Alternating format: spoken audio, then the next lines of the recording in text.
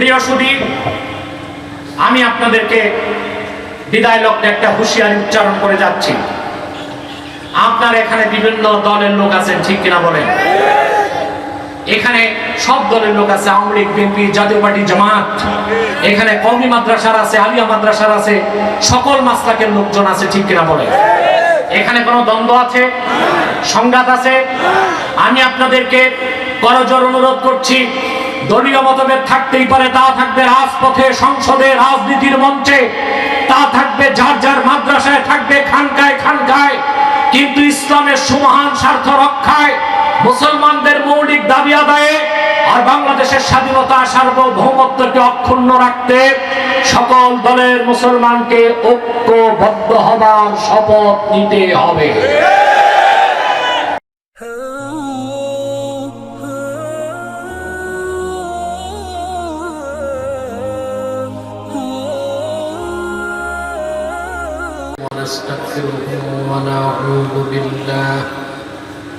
ونعوذ بالله من شرور أنفسنا ومن سيئات أعمالنا من يهده الله فلا مضل له ومن لا إله إلا الله وحده لا شريك له ونشهد أن سيدنا وحبيبنا ومولانا محمدا عبد الله ورسوله صلى الله عليه وعلى آله وصحبه وسلم الذي أكمل الله به قصر النبوة أي ختم الله به النبوة وحكم أن لا نبي بعده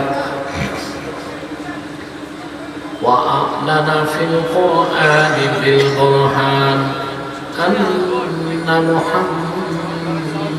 محمدا صلى الله عليه وسلم خاتم النبيين والمرسلين الذي أرسله بالحق بشيرا ونذيرا وداعيا إلى الله بإذنه وسراجا منيرا فقد قال الله تعالى في كلامه المجيد والفرقان الحميد أعوذ بالله من الشيطان الرجيم بسم الله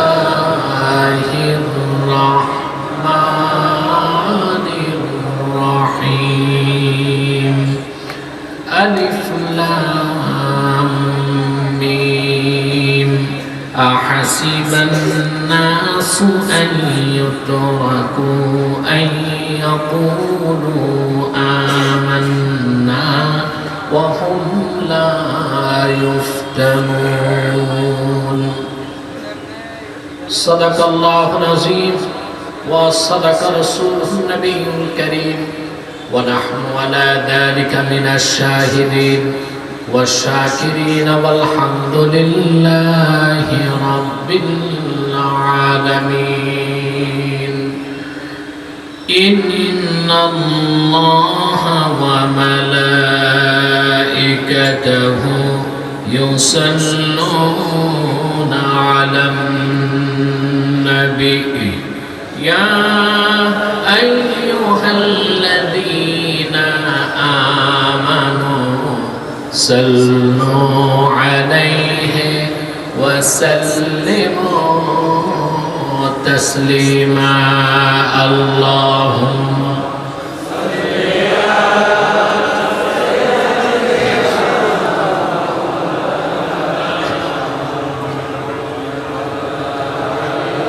زبان খুলে জবান খুলে পড়ুন আল্লাহুম্মা। ইকো চলতেছে না, ইকো চলবে না তো, ইকো বন্ধ থাকবে। হ্যাঁ, ইকো থাকবে। থাকবে না। وعلى آل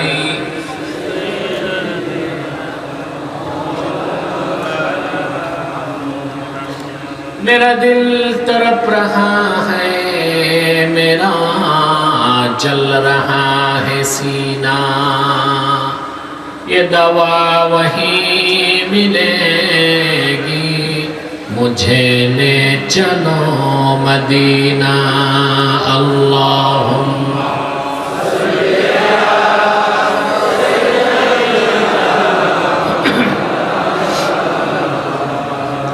وعلى آل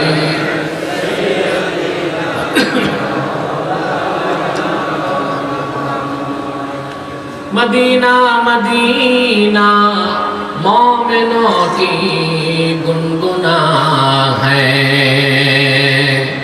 दीदारे मदीना आशिकों की तमन्ना है। अल्लाहुम्मा सल्ली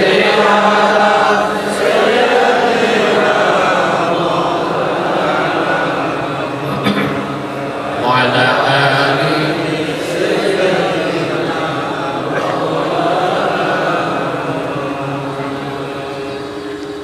محمد رسول الله صلى الله عليه وسلم ختم الله به النبوة وحكم لا نبي بعده بلغ العلا بكماله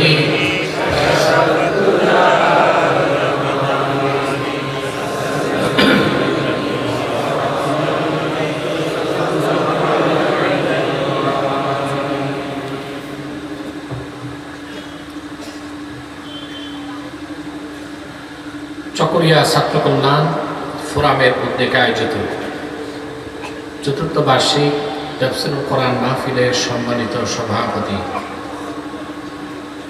হাজারাত উলামায়ে কেরাম, তুলাবায়ে এজাম, প্রচণ্ড গরমকে উপেক্ষা করে সকল প্রকার ব্যস্ততা ত্রস্ততাকে পরিহার করে আজকের এই বরকতপূর্ণ মাহফিলে যারা এসেছেন তাদের সকলকে অন্তরের অন্তঃস্থল থেকে জ্ঞাপন করছি মুবারক। সবটুকুন শুকরিয়া আল্লাহ সুবহানাহু ওয়া তাআলার জন্য, যিনি আজকের এই বরকতপূর্ণ মাহফিলে আমাদেরকে আসার বসার তৌফিক দয়া করে ভিক্ষা দান করেছেন। সেজন্য আসুন আমরা সকলে একবার অবনত চিত্তে হৃদয়ের আবেগ অনুভূতি উজাড় করে সমবেত কণ্ঠে বলি আলহামদুলিল্লাহ।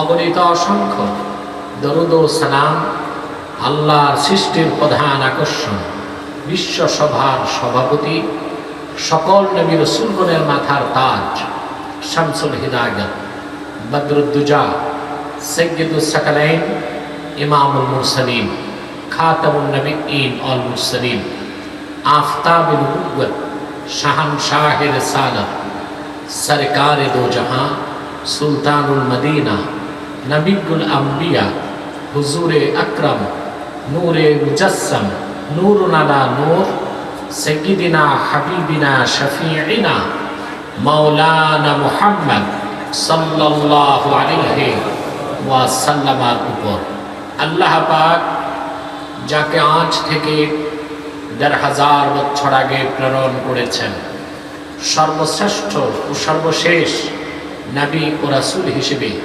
যার পরে আজ পর্যন্ত পৃথিবীতে অবশ্যই কোনো প্রকার এই নবী কিংবা রাসূল অবশ্যই আসে নাই, অবশ্যই এখনো নাই, অবশ্যই কিয়ামত পর্যন্ত আসবে না। সম্মানিত সুধী, আমার আসতে অনেক বিলম্ব হয়েছে। ঢাকার সীমাহীন যানজটের কারণে বিকেলের ফ্লাইট আমি মিস করেছি। আবার আমাকে নতুন টিকিট করে তারা ব্যবস্থা করেছেন। আমি ঢাকা থেকে চট্টগ্রাম এসে সেই ফ্লাইটটা আবার 1 ঘন্টা দেরি হয়েছে।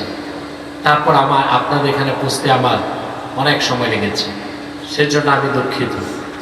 তবে আমার বিশ্বাস আমার পূর্ববর্তী আলোচক মাওলানা কামরুল ইসলাম সাইদ আনসারী টেকেরহাটের পীর সাহেব সুন্দর বক্তব্য আপনাদেরকে উপস্থাপন করেছেন এবং আলোচক যারাই কথা বলেছেন অত্যন্ত সারগর্ভ বক্তব্য আপনাদেরকে উপহার দিয়েছেন, আলহামদুলিল্লাহ। আমি আজকে কোরআন কারীম সূরাতুল আনকাবুত থেকে দুটো আয়াত তেলাওয়াত করেছি।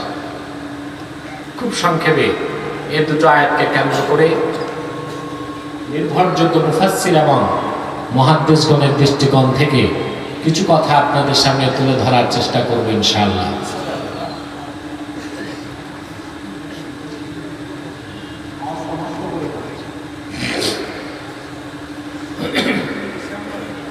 সম্মানিত সুধী, এই যে আপনারা লক্ষ লক্ষ টাকা খরচ করে মাহফিল করেন না? মন থেকে করেন, নিজ থেকে করেন না জোর করে কেউ করায়? নিজ থেকে। প্রশ্নটি কেন আসে? বাংলাদেশে একদল প্রতিক্রিয়াশীল সুশীল সমাজ, তথাকথিত এলিট পার্সন, যাদেরকে তারা মনে করে জাতির বিবেক, প্রকৃতপক্ষে বুদ্ধিজীবী নামের বুদ্ধি প্রতিবন্ধী যারা, তারা এখন প্রশ্ন তুলছে লাখ লাখ টাকা খরচ করে মাহফিল করে কি লাভ? আপনারা জানেন, মৌমাছি জানে মধুর কি স্বাদ আর কি দাম, তা তো তেলাপোকা বুঝবে না। সেজন্য মৌমাছি দৌড়ায় মধুর সংগ্রহে মৌচাকের দিকে, ঠিক না? মৌমাছি মধুর সন্ধানে যায় ফুলের কাছে, আর তেলাপোকা দৌড়ায় ডাস্টবিনে। যারা বাংলাদেশে মুসলমান, তারা আল্লাহর কোরআনকে জীবন থেকে বেশি ভালোবাসে, আর সেজন্যে আল্লাহর কোরআনের সুধা যেখানে পাওয়া যায় মাহফিলে দিন হোক রাত হোক মৌমাছির মতো ছুটে আসে। এটা ওই তেলাপোকা চরিত্রের বুদ্ধিজীবী সুশীল সমাজকে বুঝানো সম্ভব নয়, আল্লাহ তাআলা যদি হেদায়েত দান না করেন, ঠিক না? এই যে মাহফিলে আসলেন, তাতে খুশি না বেজা? হেঁটে এসেছেন, প্রতি শ্বাসে 10টি নেকি পেয়েছেন, সুবহান। বসে আছেন, প্রতি শ্বাসে 10টি নেকি হচ্ছে। যতক্ষণ বসে থাকবেন হৃদয় রোগ মুক্ত হবে, আল্লাহর মারিফতের নূরে ভরপুর হতে থাকবে। একটি মানুষের দেহে সবচেয়ে মূল্যবান অঙ্গ হচ্ছে তার হার্ট, হৃদয়, হৃৎপিণ্ড, দিল, মন। কোনটা বুঝলেন না? সবটাই বুঝলেন? অবশ্যই আপনারা এখন বাংলা কম বোঝেন, ইংরেজি বেশি চর্চা করবেন। দেখেন না, ঢাকা বিশ্ববিদ্যালয়ে যদি বলেন রিক্সাওয়ালাকে বিশ্ববিদ্যালয়ে যাবা, চিনি না, ইউনিভার্সিটি যাবা, চলে না, ঠিক না? এই হার্ট বলেন, হৃৎপিণ্ড বলেন, মন বলেন, দিল বলেন, একটাই। এর চেয়ে দামি কোনো অঙ্গ আল্লাহ মানুষকে দান করেন নাই। এটা ঠিক, মানুষ ঠিক, ঠিক না? এটা কি আমার কথা? আল্লাহ হাবিব ইরশাদ করেছেন, সহিহ বুখারীতে এসেছে, আলা ওয়া ইন্না ফিল জাসাদি মুদগাহ ইযা সালাহাত সালাহাল জাসাদু কুল্লুহু ওয়া ইযা ফাসাদাত ফাসাদাল জাসাদু কুল্লুহু আলা ওয়া হিয়াল কলব। সাবধান, জেনে রেখো, মানুষের দেহের ভিতরে একটি গোশতের টুকরা আছে, এটা যখন ভালো হয়ে যায় পুরো মানুষটা ভালো হয়ে যায়, এটা যখন বরবাদ হয়ে যায় মানুষটি বরবাদ হয়ে যায়। জেনে রেখো, তার নাম হচ্ছে কলব। তার নাম কি?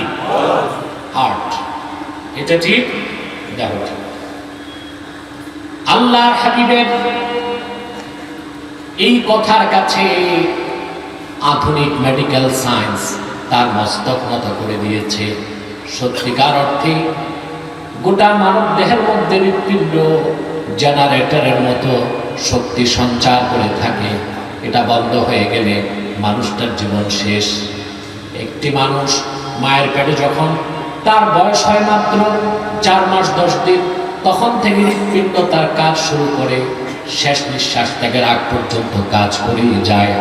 প্রতি মিনিটে 1 বার 2 বার নয়, 72 বার কম্পন করে। কতবার? সায়েন্স, বিজ্ঞান এখানে কোনো জবাব দিতে পারে না। দেহের প্রত্যেকটি অঙ্গ চলার একটা কারণ আছে। মস্তিষ্ক কাজ করে, ওখানে রক্ত যায়, ঠিক না? ফুসফুস কাজ করছে, ওখানে রক্ত চলাচল করে। চোখ কাজ করছে, প্রতিটা কোষে রক্ত আছে। হৃৎপিণ্ড কেন চলে? মিনিটে 72 বার। সিস্টল এবং ডায়াস্টল, সংকোচন সম্প্রসারণ, মিনিটে কতবার? বিজ্ঞানের কাছে জবাব নেই। বিজ্ঞান যখন জবাব পায় না, তখন গোজা মিল দেয়। কি দেয়? একটা গোজা মিল দিছে যে পেশি, গোস্ত 2 প্রকার, একটা ঐচ্ছিক আর একটা অনৈচ্ছিক। তারা বলতে চায় হৃৎপিণ্ডের যে পেশিটা অনৈচ্ছিক, নিজে নিজে চলে, অথচ আইজ্যাক নিউটন বলেছে ফোর্স ছাড়া, বল প্রয়োগ ছাড়া কিছু চলেও না, কিছু থামেও না। বিজ্ঞানের সঙ্গে বিজ্ঞান ধরা খায়, ঠিক কিনা? বলে হার্ট এটা অনিচ্ছিক পেশি, এটা এমনি চলে, এমনি কিছু হয়। কেন চলে? বিজ্ঞান তা বলবে কেমন করে? এটার জবাব নিতে হবে আল্লাহর কোরআন থেকে, কারণ বিজ্ঞান কোরআন থেকে অনেক পেছনে আছে। জবাব আল্লাহ দিচ্ছেন না? ওয়াসআলুনাকা আনির রূহ কুলির রূহু মিন আমরি রাব্বি। মুহাম্মদ সাল্লাল্লাহু আলাইহি ওয়াসাল্লাম, ওরা আপনাকে রূহের ব্যাপারে প্রশ্ন করে, আপনি বলুন রূহ হচ্ছে আমার রবের একটা হুকুম, আদেশ। আল্লাহর হুকুম, রূহ আছে বলেই হৃৎপিণ্ড কাজ করছে। রূহ চলে গেলে হৃৎপিণ্ড আর কাজ করতে পারে না, ঠিক কিনা বলেন? আপনার কান বুকের কাছে নিলে একটা আওয়াজ পাবেন। হৃৎপিণ্ডের অবস্থান আপনার বাম বুকের 2 আঙ্গুল নিচে। মাথাটা ডান দিকে কাত হয়ে আছে, কেন? আপনার রুহুটা থাকে বুকের মাঝখানে, হৃৎপিণ্ডের মুখটা উপরের দিকটা রুহের দিকে, অবস্থানটা বাম বুকের 2 আঙ্গুল নিচে। আপনি কান পাতলে আওয়াজ শুনবেন, আওয়াজটা কি করে? ঠিক ঠিক না ঠিক ঠিক শোনা যায় কি? কথা বলেন। আপনি যে হৃৎপিণ্ডের একটা আওয়াজ হয় না, পান না? বুকে আওয়াজ পান? এই আপনি বলেন ধপ ধপ, কেউ বলবে ধিক ধিক, কেউ বলবে ঠিক ঠিক। বিজ্ঞান একটা নাম দিচ্ছে, ডিভাইসের মাধ্যমে আওয়াজের নাম দিয়েছে, যে আওয়াজটা হচ্ছে লাপ ডাব। মেডিকেল সায়েন্স বলে আওয়াজটা কি? লাপ ডাব। আমি বলি না, বিজ্ঞান একটু ভুল শুনছে। আসলে হৃৎপিণ্ড আওয়াজ করে রাপ রাপ রাপ।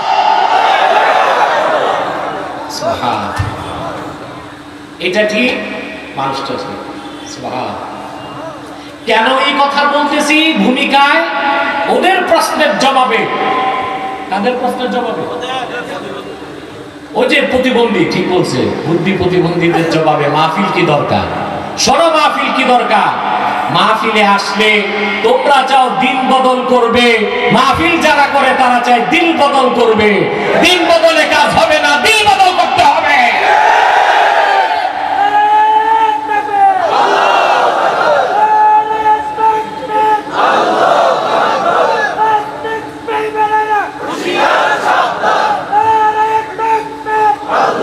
মনে রেখো মুসলমান, আমরা দিন বদলে বিশ্বাস করতে পারি না। মানুষ দিন বদল করতে পারে না, দিন বদল করেন আল্লাহ।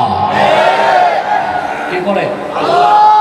সহিহ বুখারীর হাদিস, আল্লাহ হাবিব ইরশাদ করেছেন, লা তাসুব্বুদ দাহরা ফা ইন্নাল্লাহা হুয়াদ দাহর। যুগকে গালি দিও না, আল্লাহ নিজে যুগ পরিচালনা করেন। তাহলে যুগ বদল, দিন বদল কে করবেন? আমরা করব দিল বদল। আমরা কি করব? তাহলে দিন বদল হবে না দিল বদল হবে? এই দিল বদল করতে মাহফিল, দিল বদল করতে আপনারা তো দিল বদল করতে কম খরচ করেন না। শুনলাম গতকালও কোন গায়ক এসেছে, তারপরে 16 কোটি টাকা খরচ হয়ে গেছে। এই লোক এসে নাচবে গাইবে, বুঝলেন? তুফান বৃষ্টি এসে তাদের নাচ গান অনেকটা ডিস্টার্ব করে দিচ্ছে। নাচ গান থিয়েটার কনসার্ট দিয়ে দিল বদল করা যাবে না, দিল বদল করতে হবে আল্লাহর কোরআন দিয়ে। এই যে দিল, হার্ট, এটা রোগ হয় 10টা, ওষুধ আছে 5টা। কয়টা? কথা বুঝতেছেন? আপনার দেহের রোগ আছে হাজার হাজার, ওষুধ আছে হাজার হাজার, ডাক্তারও আছে। ক্লিনিক আর হসপিটাল বাংলাদেশের ঢাকাতে যে পরিমাণ আছে, আমার মনে হয় গোটা ইউরোপে এত ক্লিনিক পাওয়া যাবে না। এত ক্লিনিক, মোড়ে মোড়ে, গলিতে গলিতে একটা ক্লিনিক, ঠিক কিনা? মানুষের ইব্রাহিম খাওয়াস রাহমাতুল্লাহ বলেছেন, মানুষের যে দিল, হৃৎপিণ্ডের রোগ হলো 10টা, ওষুধ আছে 5টা। 5 নাম্বার সবচেয়ে সহজ ওষুধ হলো মুজালাসাতুস সালিহিন, নেককার আল্লাহওয়ালা হক্কানি আলেমের কাছে বসে যাওয়া। মানুষ যখন আল্লাহওয়ালা নেককার আলেমের সান্নিধ্যে বসে যায়, অটোমেটিক তার অন্তর থেকে রোগ দূর হয়ে যায়, আর তার অন্তরটা আল্লাহর মারিফতের নূরে ভরপুর হয়ে যায়। সেটা পাওয়া যাবে কি গানের কনসার্টে, ডিজে পার্টিতে, না মাহফিলে? তাহলে মাহফিল দরকার আছে না না? জোরে বলেন আছে না না? নাস্তিকদেরকে আগেও আমি সাবধান করেছি, এখনো করছি, ভবিষ্যতেও করব।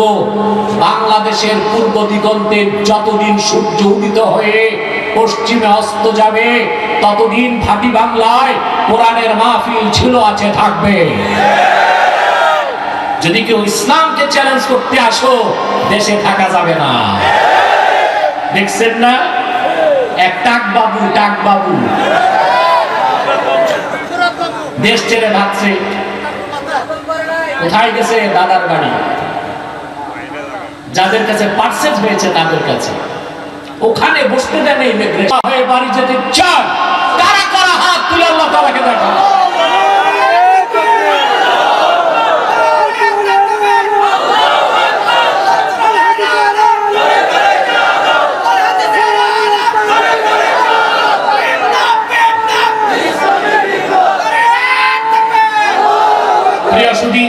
আর দেরি নয়, আমার সঙ্গে আপনারা তেলাওয়াত করুন, জানা প্রতিটি অক্ষরে নূর আল্লাহ তাআলা আমাদের সিনায় উদ্ভাসিত করে দেন। বলুন আউযু বিল্লাহি মিনাশ শাইতানির রাজীম, বিসমিল্লাহির রাহমানির রাহিম। আলিফ লাম মিম। আহাসিবান নাসু আন ইউতরাকু আন ইয়াকুলু আমান্না ওয়া হুম লা ইফতানুন। সাদাকাল্লাহুল আযীম। জবান খুলে পড়েন সাদাকাল্লাহুল আযীম।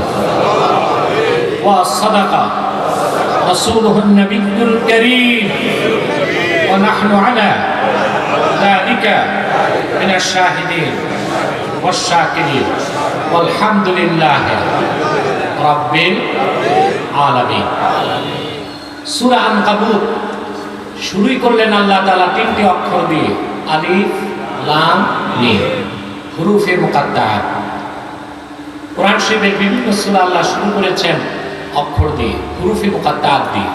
কোথাও আলিফ লাম মিম, আলিফ লাম রা, ইয়াসিন, তাহা, এভাবে বিভিন্ন অক্ষরমালা দিয়ে তিনি শুরু করেছেন। হুরুফে মুকাত্তাআতের ব্যাখ্যা বরেণ্য মুফাসসিরগণ করার চেষ্টা করেছেন অনেকে, বুঝতে পারছেন? যেমন আলিফ লাম মিমের ব্যাখ্যায় বায়জাবি বলেন, আলিফ দিয়ে অর্থ বোঝায় আল্লাহ, লাম দিয়ে জিবরিল, মিম দিয়ে মুহাম্মদ সাল্লাল্লাহু আলাইহি ওয়াসাল্লাম। পুরো বাক্যটা হবে ইন্নাল্লাহ আনজালা হাদাল কিতাব বিজিবরিল আলা মুহাম্মদ সাল্লাল্লাহু আলাইহি ওয়াসাল্লাম। আল্লাহ তাআলা জিবরিলের মাধ্যমে এই কোরআন মুহাম্মদ সাল্লাল্লাহু আলাইহি ওয়াসাল্লামের উপর অবতীর্ণ করেছেন। এই লম্বা কথাটার সংক্ষেপ হলো আলিফ লাম মিম। চূড়ান্ত পর্যায়ে মুফাসসিরগণ বলেছেন আল্লাহু আ'লামু বিমুরাদিহি বিযালিক, এগুলোর অর্থ আল্লাহ তাআলাই ভালো জানেন, আমরা জানি না। তবে এখানে আমার একটা বক্তব্য আছে। হুরুফে মুকাত্তাতের অর্থ আলিফ লাম মিম আল্লাহ তো অবশ্যই জানেন, আল্লাহ রাসূল মুহাম্মদ সাল্লাল্লাহু আলাইহি ওয়াসাল্লাম জানতেন। যদি বলা হয় না রাসূলুল্লাহ জানতেন না, তাহলে তো বলতে হবে এগুলো অনর্থক নাজিল হয়েছে। অনর্থক কোরআনে কি একটা অক্ষরওয়ালা নাজিল করছেন? করছেন? আসেন কোরআন শরীফ থেকে দলিল নেন। আল্লাহ রাব্বুল আলামিন বলেন لا تحرك به لسانك لتعجل به إن علينا جمعه وقرآنه فإذا قرأناه فاتبع قرآنه ثم إن علينا بيانه الله رب العالمين বলেন মুহাম্মদ সাল্লাল্লাহু আলাইহি ওয়াসাল্লাম যখন কোরআন কারীম আপনার উপর নাযিল করি, সেটা আত্মস্থ করার জন্য আপনি দ্রুত আপনার জিহ্বা নাড়াবেন না, তার দরকার নাই, শুধু আপনি শুনবেন। আমি কোরআন যখন জিবরিলের মাধ্যমে শোনাবো, আপনি শুধু শুনবেন। কোরআনকে আপনার সিনা মোবারকে জমা করার দায়িত্ব আমি আল্লাহ, আর যেটা বুঝায় দেওয়া দরকার সে কোরআনকে ব্যাখ্যা করে দেবার দায়িত্ব আমি আল্লাহ। সুম্মা ইন্না আলাইনা বায়ানা, ইহা জমিন এর মারজা হচ্ছে কোরআন পুরাটা। কোরআন কতটুকু? বিসমিল্লাহর বা থেকে মিনাল জিন্নাতি ওয়ান নাসের সিন পর্যন্ত প্রতিটি বাক্যের, প্রতিটি শব্দের, প্রতিটি অক্ষর হলো কোরআন। আর আল্লাহ বললেন সুম্মা ইন্না আলাইনা বায়ানা, সেই পুরা কোরআন আপনার কাছে ব্যাখ্যা করার দায়িত্ব আমি আল্লাহ। তাহলে আল্লাহ পুরা কোরআন তার রাসূলকে বুঝাই দিলেন, শুধু হুরুফে মুকাত্তাব বাদ দিয়েছেন? অবশ্যই বুঝাই দিয়েছেন। তাহলে অবশ্যই হুরুফে মুকাত্তাবের অর্থ আল্লাহ জানেন, আল্লাহ রাসূলও জানতেন। উম্মত জানুক এটার প্রয়োজন আল্লাহ অনুভব করেন না। কথা বুঝতে পারছেন? এরপর আল্লাহ তাআলা বলেন أحسب الناس أن يتركوا أن يقولوا آمنا وهم لا يفتنون। মানুষেরা কি ধারণা করেছে তারা বলবে এতটুক যে আমরা ঈমান এনেছি, বাস তাদের ছেড়ে দেওয়া হবে, পরীক্ষা নেওয়া হবে না? বিষয়টি কি এমন না? পরীক্ষা দিতে হবে। জোরে বলেন, দিতে হবে না? আইয়াকুলু আমান্না ওয়া হুম লা ইফতানুন, আই ওয়া হুম লা ইমতাহানুন। মানুষ বলবে আমরা মুসলমান, আমরা ঈমানদার, ঈমান এনেছি, বাস শেষ, তাদের পরীক্ষা নেওয়া হবে না। বিষয়টি কি এমন না? পরীক্ষায় উত্তীর্ণ হতে হবে। মনে রাখবেন, ঈমান দাবি করার জিনিস না, প্রমাণ দেবার বিষয়। আমি মুসলিম এটা দাবি করার বিষয় না, প্রমাণ দেবার বিষয়। ঠিক কিনা? আপনি দাবি করলেই মুমিন হতে পারবেন না, মুসলিম হতে পারবেন না। আল্লাহ রাব্বুল আলামিন বলেন ওয়া মিনান নাসি মান ইয়াকুলু আমান্না বিল্লাহি ওয়া বিল ইয়াউমিল আখির ওয়া মা হুম বিমুমিনিন। মানুষের মধ্যে এমন কিছু পোড়া কপাল আছে যারা বলে আমরা ঈমান এনেছি আল্লাহর উপর, ঈমান এনেছি আখিরাতের উপর। আল্লাহ বলেন ওয়া মা হুম বিমুমিনিন, কিন্তু আমি আল্লাহ বলছি তারা মুমিন নয়, তারা মুসলমান নয়। তাহলে ঈমান দাবি করার জিনিস নয়, প্রমাণ দেবার বিষয়। ঠিক কিনা বলে? সেজন্য বিগতকালে আল্লাহর পক্ষ থেকে যত নবী এসেছেন পরীক্ষা দিয়েছেন, আর যত নবীর উম্মত এসেছে ঈমানদার তারা পরীক্ষা দিয়েছে। সুবহানাল্লাহ বলেন। এটা বিশ্বাস করেন আপনারা? আবার বলছি, আল্লাহর পক্ষ থেকে বিগত কালে যত নবী এসেছেন পরীক্ষা দিয়েছেন, আর পূর্বের সকল নবীর ঈমানদার উম্মতকে পরীক্ষা দিতে হয়েছে। তাহলে আমরা যারা উম্মতে মুহাম্মদী দাবিদার, আল্লাহর আকাশের নিচে শ্রেষ্ঠ জাতি, আমাদের পরীক্ষা আছে না? না? সর্বশক্তি দিয়ে বলেন পরীক্ষা আছে না নাই? পূর্বের নবীগণ পরীক্ষা দিচ্ছেন না? উত্তীর্ণ হয়েছেন কিনা? আল্লাহ রাব্বুল আলামিন লক্ষাধিক নবীর পরীক্ষা নিয়েছেন। সেই নবীগণের মধ্যে আল্লাহ তাআলা জালিলুল কাদার 25 জন নবীর কথা কোরআন শরীফে তুলে ধরেছেন। যে নবীগণের পরীক্ষার কথা তুলে ধরেছেন, সবচেয়ে বেশি আল্লাহ যার পরীক্ষার কথা তুলে ধরেছেন তিনি মুসলিম জাতির জনক হযরত ইব্রাহিম খলিলুল্লাহ। আল্লাহ তার পরীক্ষা নিয়েছেন 10টি। কয়টি? জোরে বলেন। আল্লাহ রাব্বুল আলামিন বলেন وَإِذِ ابْتَلَى إِبْرَاهِيمَ رَبُّهُ بِكَلِمَاتٍ فَأَتَمَّهُنَّ قَالَ إِنِّي جَاعِلُكَ لِلنَّاسِ إِمَامًا। আল্লাহ রাব্বুল আলামিন বলেন মুহাম্মদ সাল্লাল্লাহু আলাইহি ওয়াসাল্লাম আপনি স্মরণ করুন, আপনার রব যখন ইব্রাহিমের পরীক্ষা নিয়েছেন, ইব্রাহিম আল্লাহর প্রথমে আলেম, মুসলমানদের নেতৃত্ব যে দিবে কোরআন সুন্নাহর ইমতান লাগবে। হযরত ওমর বলেছেন, সহিহ বুখারীতে এসেছে, তাআল্লামু ক্বাবলা আন তুসাওয়াদু, তোমাদেরকে নেতা বানাবার আগে ইলম অর্জন করো। নেতার কি লাগবে? জোরে বলেন। আর আমাদের সমাজে নেতা হয় কারা? যিনি তার পার্টি নেতা, বড় নেতাকে যত তৈলমর্দন করবে তার নেতা হবার পথ তত সুগম হবে।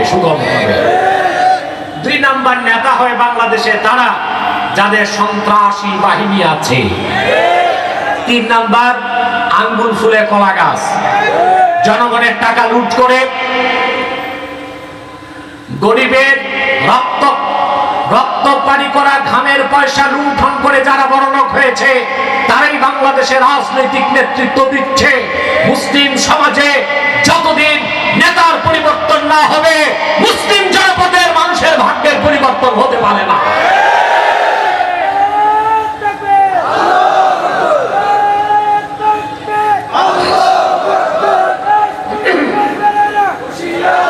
প্রিয় সুধী, একটি কথা আমি বলে থাকি, উপমহাদেশের মানুষের ভাগ্য বিপন্ন হয়েছে একটি জায়গায়, তারা ব্রিটিশ আমল থেকে নেতা নির্বাচনে গলত করেছে। কি করছে? ব্রিটিশ খেলাও আন্দোলনে 1 জন 2 জন নয়, 14,000 আলেমকে ব্রিটিশরা ফাঁসিতে ঝুলিয়েছে।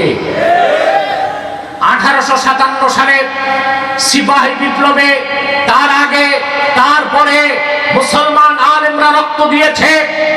মাওলানা মাহমুদুল হাসান দেওবন্দি, হুসেন আহমদ মাদানী বছরের পর বছর কারাগারে বন্দী ছিলেন। মুসলমানেরা বুকের তাজা রক্ত দিয়ে ব্রিটিশকে তাড়িয়েছে, কিন্তু মুসলমান নেতৃত্বে টেনে এনেছে জিন্নাহ সাহেবকে। কেন? তখন তো বিশ্ববরণ্য আলেমরা ছিল, শাব্বির আহমদ ওসমানী, জাফর আহমদ ওসমানী, আনোয়ার শাহ কাশ্মীরি, মাহমুদ দেওবন্দি। তাদেরকে নেতৃত্ব না দেয়া সিদ্দি নোমানি, তাদেরকে আবুল হাসান নদভী, সুলেমান নদভী, বিশ্ববরণ্য আলেমরা থাকতে তাদেরকে নেতা না বানায়া জিন্নাহ সাহেবকে নেতা বানাইলেন কেন? জিন্নাহ সাহেব ছিল মন মগজে ইংরেজ, দেখতে মুসলিম। ঠিক না বলে? জিন্নাহ সাহেবের বাপ ছিল অগ্নি পূজারী, আহলুত তাশাইয়্যু, শিয়া সম্প্রদায়ের 12টা ফেরকার সবচেয়ে জঘন্য যেটা, সেটা আগুনের পূজা করে, আর সেটাই করতো জিন্নাহ সাহেবের বাবা।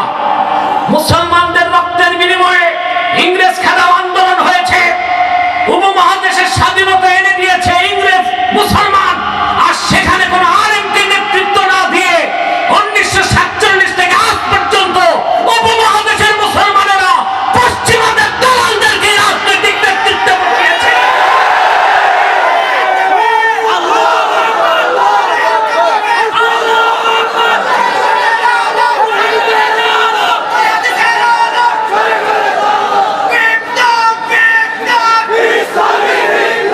মনে রেখো মুসলমান, যদি বাংলায় ইসলামী হুকুম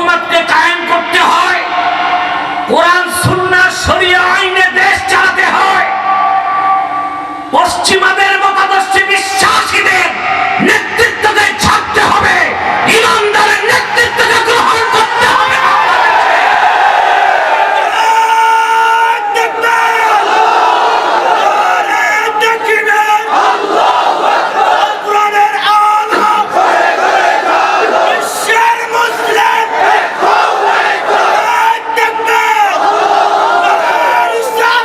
সাল্লাল্লাহু আলাইহি ওয়াসাল্লাম। নেতার কয়টা গুণ লাগবে? জোরে বলতে হবে, মুখস্থ করে যেতে হবে। মুমিন, তাকি, আদেল, আলেম। ঈমান লাগবে, তাকওয়া লাগবে, জাস্টিস, ন্যায় বিচার লাগবে, আর কোরআন সুন্নাহর ইলম থাকতে হবে।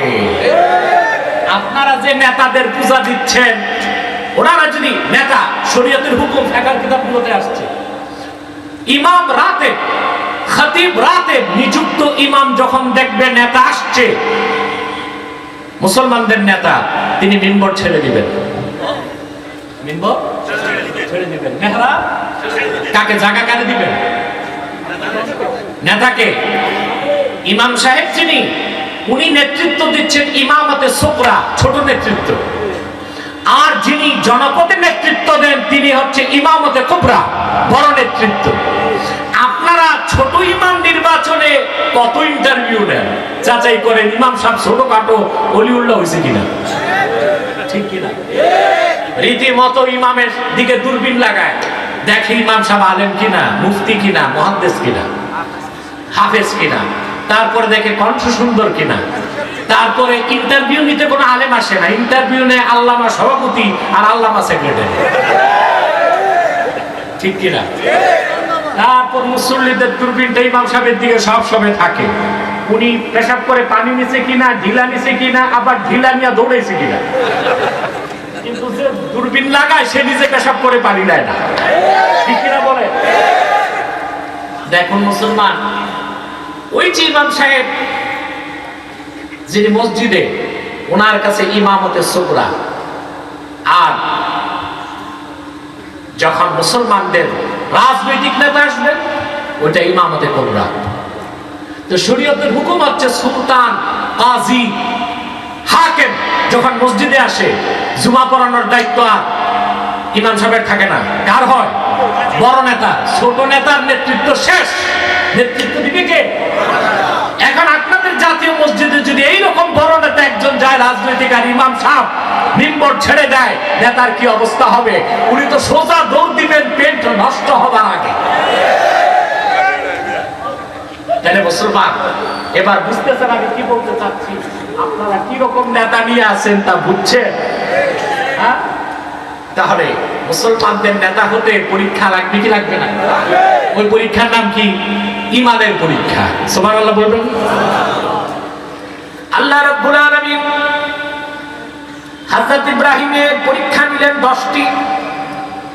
সবচেয়ে কঠিন পরীক্ষার সম্মুখীন হলেন তিনি যখন এককভাবে ইরাকের বাবেল নগরীতে নমরুদের রাজত্বকে তছনছ করে দিলেন। একাই তিনি মূর্তি পূজার বিরুদ্ধে সংগ্রাম ঘোষণা করলেন। সমস্ত মূর্তিগুলোকে ভেঙে টুকরা টুকরা করে দিলেন। আপনারা ঘটনা জানেন, নমরুদ তার ক্যাবিনেট, তার মন্ত্রী পরিষদের সিদ্ধান্ত নিল ইব্রাহিমকে কি শাস্তি দেওয়া যায়। তারা বলল তাকে আগুনে জ্বালায় দেন। বিশাল অগ্নিকুণ্ড নির্মাণ করা হলো, আগুন দাউ দাউ করে জ্বলছে। কাসাসুল কোরআন ইবনে কাসির রাহমাতুল্লাহ লেখেন, আগুনের লেলিহান শিখার কারণে কোন মানুষ হযরত ইব্রাহিমকে আগুনের কুণ্ডলীর কাছেও নিতে পারে না। নমরুদের রাজত্বে এক প্রকৌশলী ছিল, ইঞ্জিনিয়ার ছিল, তার নাম এসেছে কাসাসুল কোরআনে হুজান।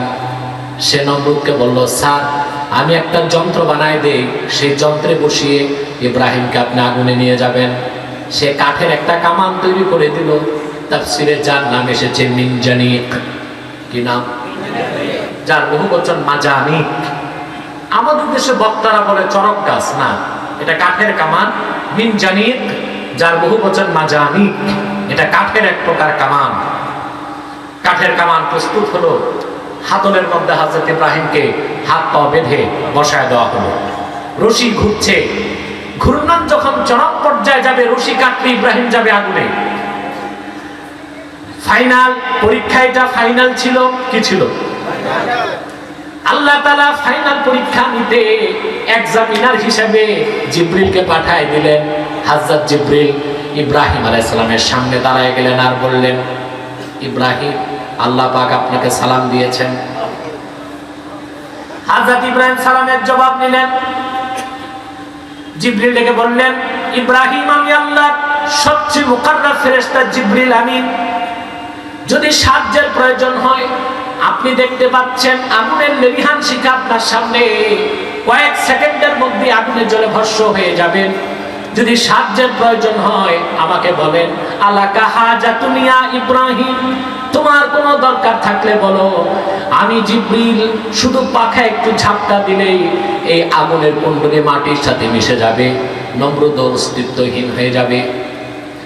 হযরত ইব্রাহিম বললেন, জিবরিল, সাহায্য তো আমার দরকার আছে, কিন্তু তোমার কাছে আমার প্রশ্ন জিবরিল, হাজাতুন ইলাইকা আও ইলাল্লাহ, সাহায্যটা তোমার কাছে চাইবো না আল্লাহর কাছে। হযরত ইব্রাহিম পরীক্ষায় উত্তীর্ণ হয়ে গেলেন। সুবহানাল্লাহ। ফাইনাল পরীক্ষা তার শেষ, রশি কেটে দেওয়া হলো। হযরত ইব্রাহিম আগুনের মধ্যে চলে গেলেন। কাসাসুল কোরআনে ইবনে কাসির রাহমাতুল্লাহ লেখেন, নমরুদ যাকে বাবা বলতেন তার নাম আজার। প্রাসাদের ছাদে উঠে আজার তাকায় আছে দেখার জন্য হযরত ইব্রাহিম কেমন ভাবে জ্বলছেন। তাকায় দেখলো সে আগুনের লেলিহান শিখা, তার নিচে সবুজ গুলিস্তান হয়ে গেছে। সবুজ বাগানে আল্লাহর খলিল হযরত ইব্রাহিম পায়চারি করছে। বাধ্য হয়ে তখন আজার বলল, নেমার রব্বু রব্বুকা ইয়া ইব্রাহিম, রে ইব্রাহিম, এতদিন সত্যি তোমার রবের পরিচয় পাই নাই, আজকে বুঝলাম সত্যি তোমার রব একমাত্র রব, তিনি সর্বোত্তম রব, তাতে সন্দেহ নেই। এরকম ইমানের পরীক্ষায় উত্তীর্ণ হয়েছেন নবীগণ। কোন একজন নবী, আপনারা জানেন হযরত ইউনূস, তার পরীক্ষা হয়েছে 40 দিন মাছের পেটে, ঠিক কিনা বলেন? হযরত আইয়ুবের পরীক্ষা হয়েছে, শরীরের মধ্যে পোকা ধরলো, গোশতগুলো সব ঝরে পড়ে গেল। পোকা যখন হযরত আইয়ুবের জিহ্বায় স্পর্শ করলো, তিনি তখন ডাক দিয়ে বলেন, আল্লাহ, এতটা দিন পোকায় গোশতগুলো খেয়ে ফেললো, কোনো আফসোস করি নাই, কোনো অভিযোগ তোমার কাছে করি নাই, মাবুদ জিহ্বায় পোকা লাগছে, তোমারে আল্লাহ বলে কেমন করে ডাকবো। হযরতে জাকারিয়া, উনি আল্লাহর পক্ষ থেকে দায়িত্বে সামান্যতম দেরি করাতে পরীক্ষা আসলো। গাছের কাছে গেলেন, গাছ থেকে গ্রহণ করলো। ইহুদিরা উপর থেকে করাত চালালো। করাত চলতে চলতে যখন তার মাথার কাছে চলে আসলো, আল্লাহ ওহী করে বললেন, রে নবী, এখন তোমার পরীক্ষা, করাত তোমার উপর দিয়ে চলবে, ওহ শব্দ করবা না, যদি শব্দটুকুন করো আমি আল্লাহ নবুয়তের দফতর থেকে তোমার নাম বাদ দিয়ে দেব। আমার ভাইরা, এভাবে প্রত্যেক নবীর পরীক্ষা হয়েছে। সেই নবীগণের উম্মত যারা ছিলেন ঈমানদার, তাদের পরীক্ষা কেমন হয়েছে? কোরআন দরবেশ প্রথমেই তাকে শিখালেন তাওহীদ। কি শিখালেন? হক্কানি পীর মুরিদ যারা, আল্লাহওয়ালা পীর মুরিদি যারা করে, তরিকত তাসাউফ চর্চা করে, তরিকত তাসাউফের প্রথম সবক হচ্ছে তাওহীদ। আপনারা তাসাউফের কিতাবগুলো খোলেন, কিমিয়ায়ে সাআদাত, ইহয়া উলুমিদ্দিন, আওয়ারিফুল মাআরিফ আর রিসালাতুল কুশাইরিয়া, এই সবগুলো কিতাবের প্রথম আলোচনায় তাওহীদ। আর বাংলাদেশে অনেকে পীরালি করতেছে তাওহীদের বিপক্ষে। পীরালির নামে মাজার পূজা হচ্ছে, পীর পূজা হচ্ছে, পীর নাই, পীরের খাট চেয়ার সেজদা করতেছে। আগে ছিল এরা মাজার পূজারি, কবর পূজারি, এখন হয়ে গেছে খাট পূজারি, ঠিক কিনা বলেন? এই সব ভণ্ড পীরদের সাথে এই দেশের খাঁটি আহলুস সুন্নাত ওয়াল জামাতের কোনো সম্পর্ক নয়। তারা পীরালির নামে মানুষকে ধোঁকা দিচ্ছে, গোমরা বানাচ্ছে, বেঈমান বানাচ্ছে।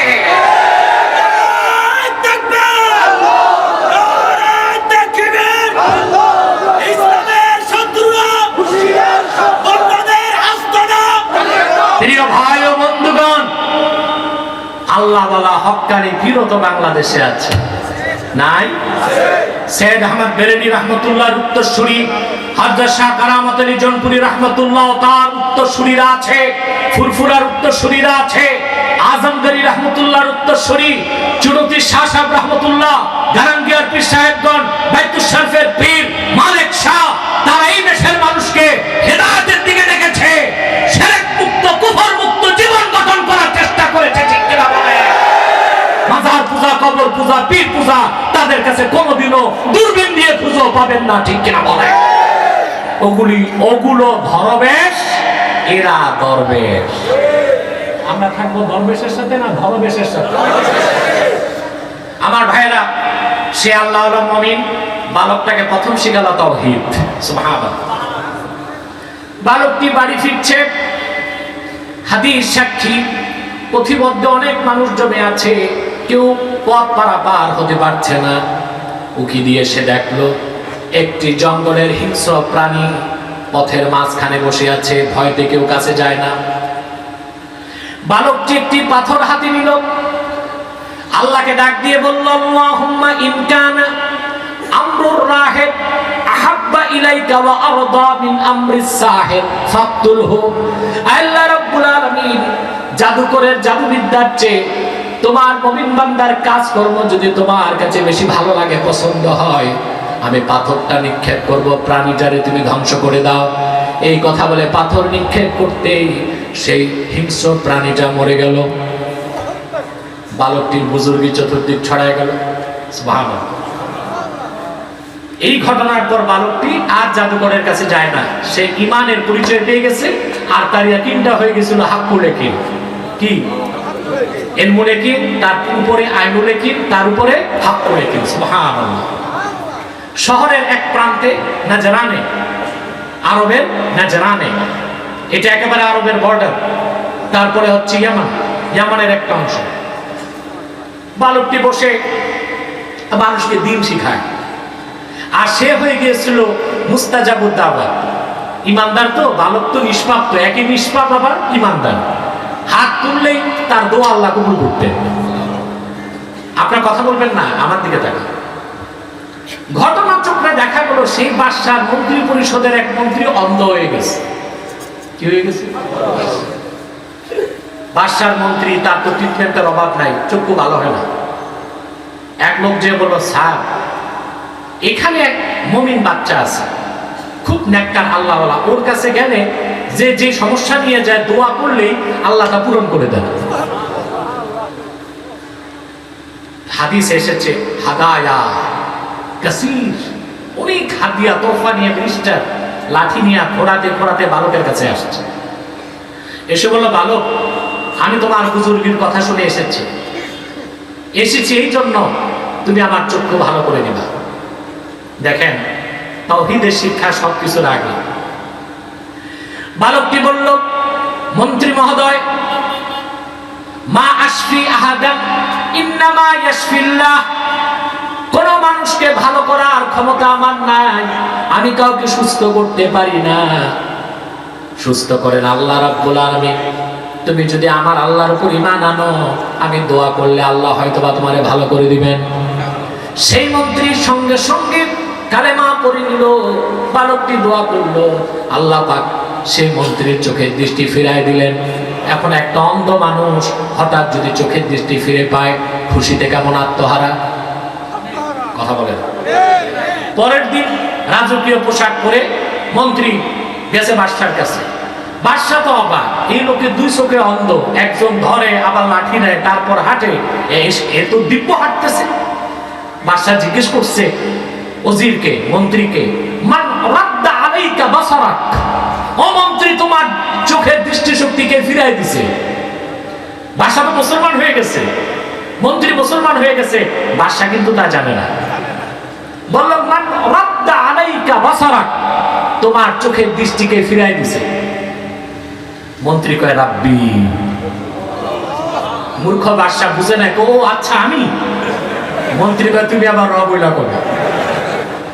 বাদশা বলে, তাহলে রব কে? মন্ত্রী জবাব দিল, শোনো বাদশা, তুমি আমি কেউ রব নয়, শুনে রাখো রবকে, রাব্বি ওয়া রাব্বুকাল্লাহ, তোমার এবং আমার সবার যিনি রব তিনি আল্লাহ রাব্বুল আলামিন। শুরু হয়ে গেল ইমানের পরীক্ষা। বাদশা বলেন তাকে গ্রেফতার করো, জেলখানায় বন্দি করো, আর এত ডিটেনশন দাও যেন কার কাছ থেকে সে আল্লাহর পরিচয় পেয়েছে তার নাম বলে। শুরু হলো ডিটেনশন।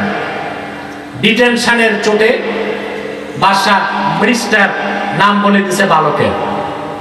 গ্রেফতার করা হলো বালককে, ডিটেনশন দেওয়া হলো, সে নাম বলে দিছে রাহেবের। রাহেব বুঝছে? দরবেশ। দরবেশ না, দরবেশ।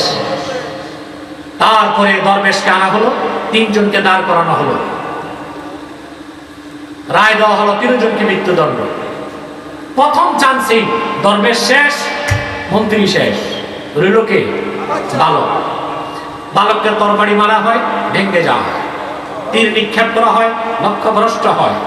বাদশা বলেন ওকে পাহাড়ের উপর চূড়ায় নিয়ে ফেলে দাও।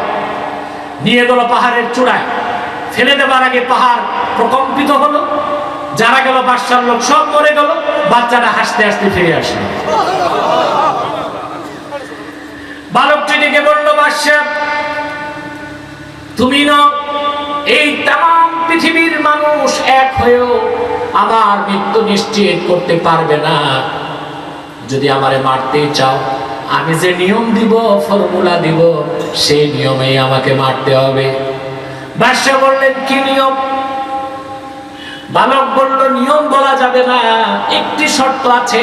তোমার রাষ্ট্রে যত মানুষ আছে, পুরুষ নারী বৃদ্ধ শিশু কিশোর বাচ্চা সবাইকে ডাকো, সবার উপস্থিতিতে আমি তোমাকে নিয়মটা বলবো, সেই নিয়মে তুমি আমাকে হত্যা করে দিও। বলে ঠিক আছে। সবাইকে ডাকা হলো, ময়দান ভরপুর, মাঝখানে যে বালক দাঁড়ালো, সমস্ত মানুষ তাকিয়ে আছে, এক অধ্যায় দেখবে, ঠিক কিনা?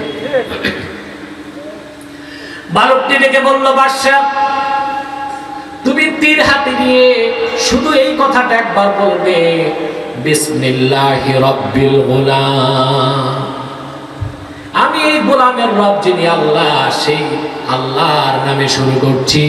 এই কথা বলে তুমি তীর নিক্ষেপ করলে আল্লাহ আমারে শাহাদাতের দরজা দিয়ে দিবে।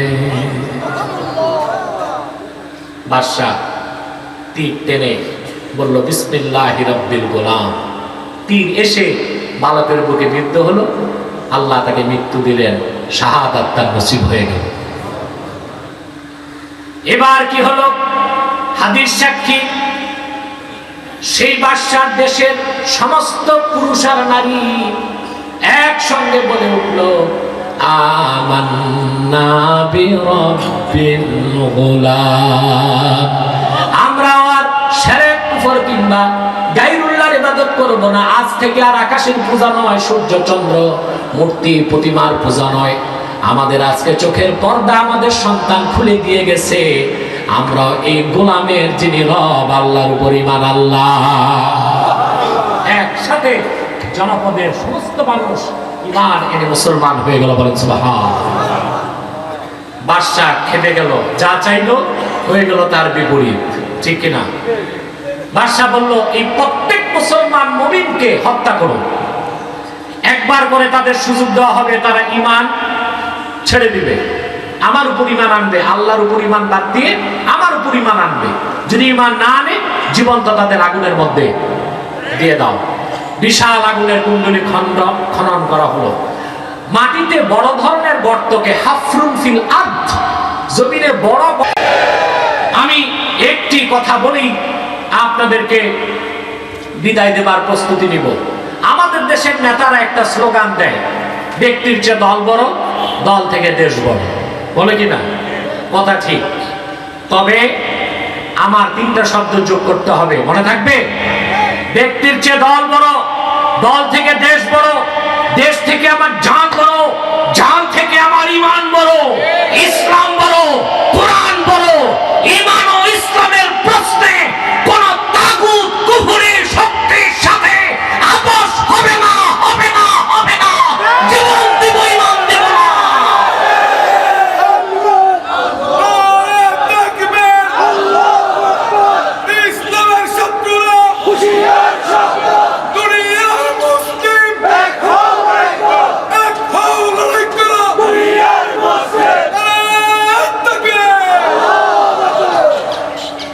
তাআলা আমাদেরকে কবুল করুন, মঞ্জুর করুন। আল্লাহ সেটাই বলেছেন, আহাসিবান নাসু আন ইউতরাকু আন ইয়াকুলু আমান্না ওয়া হুম লা ইফতানুন। মানুষকে ধারণা করেছে তারা বলবে আমরা ঈমানদার, আমরা মুসলমান, আর তাদের ছেড়ে দেওয়া হবে, পরীক্ষা দেওয়া হবে না। এমনটি নয়। ঈমানের পরীক্ষা কঠিন থেকে কঠিন হতে পারে সামনের দিনগুলোতে। আমাদেরকে অটল অবিচল থাকতে হবে, লোহার বুটের মতো শক্ত হতে হবে, যেন কোনো নির্যাতনকারীর কালো দাঁত আমাদের নিষ্পেষণ করতে না পারে। পাহাড়ের মতো মজবুত হতে হবে, যেন তাগুত ও জালেমের কোনো সাইক্লোন, টর্নেডো আমাদেরকে ক্ষতি করতে না পারে। সেজন্য ঐক্য লাগবে। আর সে ঐক্যের ফর্মুলা হচ্ছে মাসলাক যার যার, ইসলাম সবার। মনে থাকবে, মাসলাক যার যার, ইসলাম সবার। এই সূত্রে আমাদেরকে ঐক্যবদ্ধ হতে হবে। আল্লাহ তাআলা যেন আমাদেরকে কবুল করেন, বলুন আল্লাহুম্মা আমিন। সাদাকাল্লাহুল আযীম ওয়া সাদাকা রাসূলুহুন নবিয়ুল কারীম ওয়া নাহনু আলা যালিকা মিনাশ শাহিদিন ওয়াশ শাকিরিন ওয়ালহামদুলিল্লাহি রাব্বিল আলামিন। বিদায় লগ্নে আমার কিছু হুঁশিয়ারি আছে। এই ইউটিউবার, যাও, কেউ উঠবা না, আর একটা লোক আর দাঁড়াবেন না। একটু পরে মুনাজাত, যারা দাঁড়িয়ে আছেন বরং বসে যাবার চেষ্টা করেন। প্রিয় সুধী, আমি আপনাদেরকে বিদায় লগ্নে একটা হুঁশিয়ারি উচ্চারণ করে যাচ্ছি। আপনার এখানে বিভিন্ন দলের লোক আছেন, ঠিক কিনা বলেন? এখানে সব দলের লোক আছে, আওয়ামী লীগ, বিএনপি, জাতীয় পার্টি, জামাত। এখানে কওমি মাদ্রাসার আছে, আলিয়া মাদ্রাসার আছে, সকল মাসলাকের লোকজন আছে, ঠিক কিনা বলেন? এখানে কোনো দ্বন্দ্ব আছে, সংঘাত আছে? আমি আপনাদেরকে করজোড়ে অনুরোধ করছি, দলীয় মতভেদ থাকতেই পারে, তা থাকবে রাজপথে, সংসদে, রাজনীতির মঞ্চে, তা থাকবে যার যার মাদ্রাসায়, থাকবে খানকায় খানকায়, কিন্তু ইসলামের সুমহান স্বার্থ রক্ষায়, মুসলমানদের মৌলিক দাবি আদায়ে আর বাংলাদেশের স্বাধীনতা, সার্বভৌমত্বকে অক্ষুণ্ণ রাখতে সকল দলের মুসলমানকে ঐক্যবদ্ধ হবার শপথ নিতে হবে। রাজি আছেন? ইসলামের স্বার্থের বিরুদ্ধে, মুসলমানের বিপক্ষে, বাংলাদেশের স্বাধীনতার বিপক্ষে চক্রান্ত করে যাচ্ছে বাংলাদেশে দুইটি অমুসলিম সম্প্রদায়।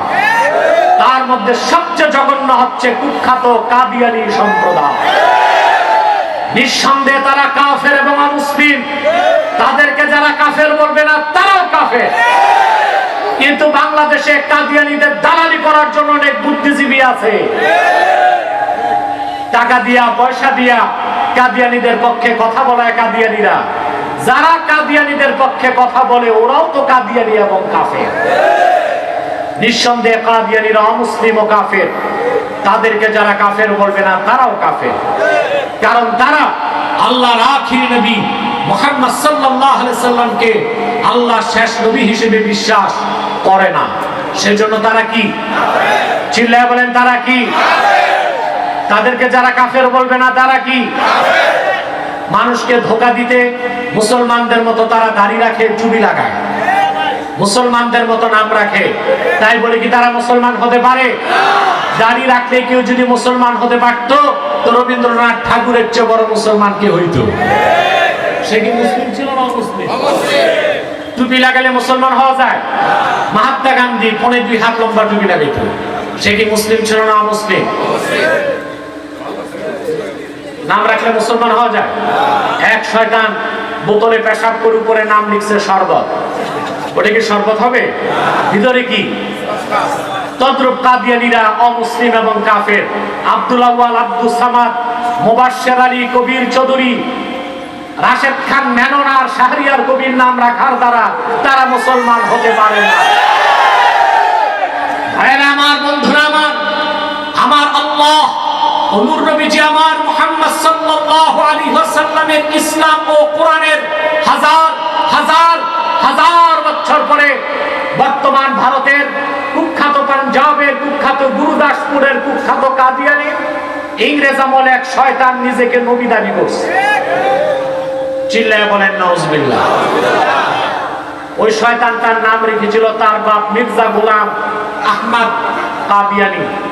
কিন্তু সাবধান, তাকে গোলাম আহমদ বলা যাবে না, কারণ গোলাম আহমদ অর্থ আহমদ এর গোলাম। কোন কাফের কোনদিনও গোলাম আহমদ এর গোলাম হতে পারে না। আর কাদিয়ানের কাযযাব ছিল শেষ দরজার কুখ্যাত কাফের, সে গোলাম আহমদ এর গোলাম ছিল না, সে ছিল কুখ্যাত শয়তানের কুখ্যাত গোলাম।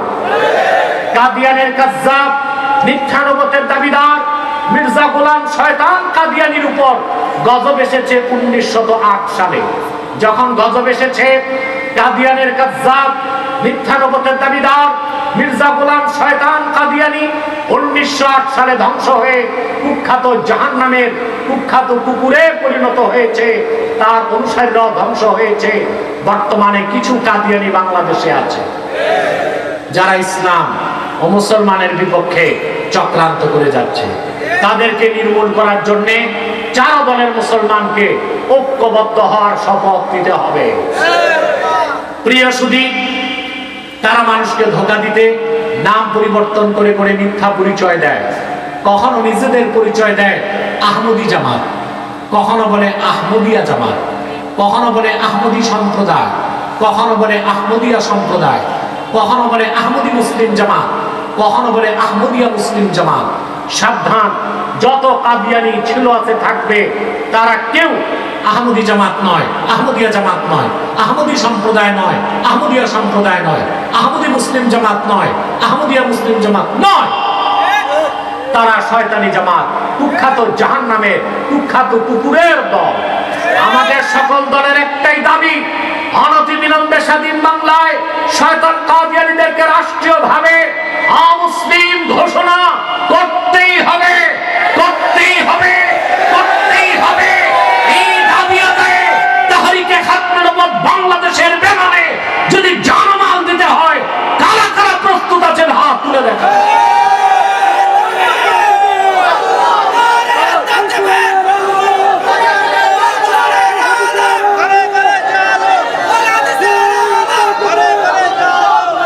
সম্মানিত সুধী, অর্থনৈতিকভাবে বাংলাদেশে তারা এখন 100-র উপর সেন্টার করে ফেলেছে।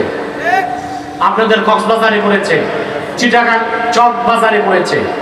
বাংলাদেশে প্রায় 100-র মতো সেন্টার তারা করেছে। তাদের আকীদা কত জঘন্য চিন্তা করতে পারবেন না। কাদিয়ানীদের বিশ্বাস 1857 সালে কোরআন শরীফ বাজেয়াপ্ত হয়ে গেছে। চিল্লায় বলেন নাউজুবিল্লাহ। তারা বলে থাকে শূকরের গোশত এবং মদ খাওয়া হালাল, এবং তারা বলে থাকে ইংরেজদের তাবেদারি করা ফরজ, যারা ইংরেজদের বিরোধিতা করবে তারা মুরতাদ কাফের। এই কাদিয়ানীরা ইহুদি খ্রিস্টানের চেয়ে জঘন্য কাফের, তাদের কোনো সন্দেহ নাই। তাদেরকে অর্থনৈতিক সহযোগিতা করবেন না? করবেন? করেন? জি করেন। প্রাণ কোম্পানির যত জিনিস তাদের, সেজান কোম্পানির জুস তাদের, RFL এর পণ্যগুলো তাদের, প্রথম আলো, ডেলি স্টার, কালের কণ্ঠেগুলো তাদের। এগুলো ধরবেন না, কিনবেন না, বেচবেন না, মনে থাকবে। আরেকটি অমুসলিম সম্প্রদায় ইসলামের বিরুদ্ধে, স্বাধীনতার বিরুদ্ধে কাজ করে যাচ্ছে, সেটা হচ্ছে ঈসাই তরিকা। আজকে বুদ্ধিজীবীগুলো দাঁড়িয়ে টুপিওয়ালাদেরকে মনে করে স্বাধীনতার বিরোধী, কিন্তু স্বাধীনতার বিরুদ্ধে কাজ করছে যে খ্রিস্টান মিশনারি, তাদের বিরুদ্ধে বুদ্ধিজীবীদের কোনো বক্তব্য নাই, কারণ মাল পানি বন্ধ হয়ে যাবে। ঠিক কিনা বলেন? এদের নাম হচ্ছে ঈসাই তরিকাভুক্ত মুসলমান, আসলেই খ্রিস্টান। 1975 সালে তারা বাংলাদেশে ঢুকছে এবং এই পর্যন্ত 9.5 লক্ষ মানুষকে খ্রিস্টান বাংলাদেশে বানিয়ে ফেলেছে। তাদের মাস্টার প্ল্যান হচ্ছে বার্মার একটি অংশ, বাংলাদেশের একটি অংশ, ভারতের একটি অংশ নিয়ে একটি খ্রিস্টান রাষ্ট্র বানাবে। কিন্তু আমার কথা, বাংলাদেশের DGFI NSI কেন নজর দিচ্ছে না? দেশের যারা অভিভাবক, নীতি নির্ধারক, তারা কেন দৃষ্টি দিচ্ছেন না? লক্ষ লক্ষ মুসলমানের রক্তের বিনিময়ে দেশ স্বাধীন হয়েছে। সেই দেশে খ্রিস্টানদের মিশনারি কার্যক্রম বন্ধ করতে প্রয়োজনে আবার লাখ মুসলমান রক্ত দিবে, কিন্তু খ্রিস্টান মিশনারিকে বাংলাদেশে কোনো কাজ করতে দেওয়া হবে না। তাদের নাম হচ্ছে ঈসাই তরিকা। তারা মানুষকে সদস্য বানায়, তারপর বলে তুমি মুসলমান, তবে ঈসার উম্মত মুসলমান। ঈসার উম্মত মুসলমান না খ্রিস্টান? তাদের বিরুদ্ধে আলেমদের কর্মতৎপরতা আরো বাড়াতে হবে। বিদায় লগ্নে আরেকটা বাতিল ফেরকার কথা না বললে তো হয় না, হিজবুত তাওহীদ। নাম শুনছেন? এটা একসাথে 64 জেলায় কাজ করতেছে হিজবুত তাওহীদ। এদের আকীদা হচ্ছে দাজ্জাল হচ্ছে আমেরিকা, দাজ্জাল বলতে কোনো মানুষ নাই। নাউজুবিল্লাহ। আমরা জানি দাজ্জাল একটা ব্যক্তি, তার কপালে লেখা থাকবে কাফের, চোখ থাকবে একটা কানা, ঠিক কি না? তারপর তারা বলে ঈসা যে আকাশ থেকে নামবে, এটা ভুয়া। আমরা জানি ঈসা আকাশ থেকে নামবে, নুজুলে ঈসা যারা বিশ্বাস করবে না তারা কাফের। তারপর তারা বলে নামাজ হচ্ছে এক্সারসাইজ, ব্যায়াম, ওযু থাকলেও নামাজ হবে, ওযু ছাড়াও নামাজ হবে। আরেকটি বাতিল আকীদা দিয়ে তারা বিশ্ববিদ্যালয়ের ছাত্রদেরকে স্বীকার করে ফেলতেছে। তারা প্রচার করে যুবক যুবতী বিয়ের আগেও নিজেরা রাজি থাকলে বিয়ে বহির্ভূত ফিজিক্যাল রিলেশন করতে পারবে। চিন্তা করেন, এটা আমাদের প্রচলিত আইনও বলে বিয়ের আগে যদি ছেলে মেয়ে রাজি থাকে, বয়স যাই থাক, ফষ্টি নষ্টিতে কোনো সমস্যা নাই। কিন্তু বয়স ছেলের যদি 21 না হয়, মেয়ের যদি 18 না হয়, 10,000 লোক দাওয়াত করে তারপর বিয়ে করলো, ওইটা নাকি অবৈধ বাল্য বিবাহ। এটা কেমন কথা ভাই? বরিশালে একটা ঘটনা ঘটছে। এক শিক্ষিকা তার ক্লাস 5 এর মেয়েকে ক্লাস 10 এর ছাত্রের কাছে বিয়ে দিয়েছে। মেয়েটি ছেলেকে ভালোবাসে, ছেলেটি মেয়েকে ভালোবাসে। মহিলার চাকরি চলে গেছে, কেস হয়ে গেছে। একটা বৈধ কাজ ইংরেজ আইনের কারণে কত অবৈধ হয়ে গেছে। আমি আমার ডিবেট গুলো, নাস্তিকদের সাথে তো আমার অনেক ডিবেট হয়েছে, আমি আপনাদের অনুরোধ করবো সবগুলো ডিবেট দেখবেন এবং ইনশাআল্লাহ উচিত এই ডিবেট গুলো পুস্তক আকারে আপনাদের হাতে আসবে, যেন আপনারাও ডিবেট করতে পারেন কাফের মুশরিক নাস্তিকদের সাথে ইনশাআল্লাহ। আমার ডিবেট গুলোতে আমি বলেছি বুদ্ধিজীবীদেরকে, ইসলামে বাল্য বিবাহ বলতে কিছু নাই, আছে বালেক বিবাহ। কি আছে? বাল্য বিবাহ আর বালেক বিবাহ কি এক? বালেক বিবাহ মানে ছেলেও ম্যাচিউর, মেয়েও ম্যাচিউর, মেন্টালি ম্যাচিউর, ফিজিক্যালিও ম্যাচিউর। অতএব বিয়ে হতেই পারে যদি তারা নিজ থেকে চায়। মেয়ে যদি রাজি না থাকে, ইসলামের হুকুম মেয়ের বয়স যদি 40 হয়, 30 হয়, জোর করে বাপ মা যদি মেয়েকে বিয়ে দেয়, ওটা গুনাহ হবে। কি হবে? ইসলাম অধিকারকে রক্ষা করেছে নারীদের। এখন আমার কথা, কোন মেয়ের বয়স 18 হয় নাই, লজ্জা না রেখে বলতে বাধ্য হচ্ছে, ইউটিউবাররা যেন ভালো করে ক্যাপশনটা দিতে পারে, কারণ বাংলাদেশের সবগুলো চ্যানেলে সেই বাল্য বিবাহ নিয়ে বরিশালে চলতেছে। এখন জবাবটা দিচ্ছি, লজ্জা না রেখে, কোন মেয়ে বয়স 18 হয় নাই, 16-17 হয়ে গেছে, কিন্তু তার সেক্সুয়াল পাওয়ার খুব বেশি।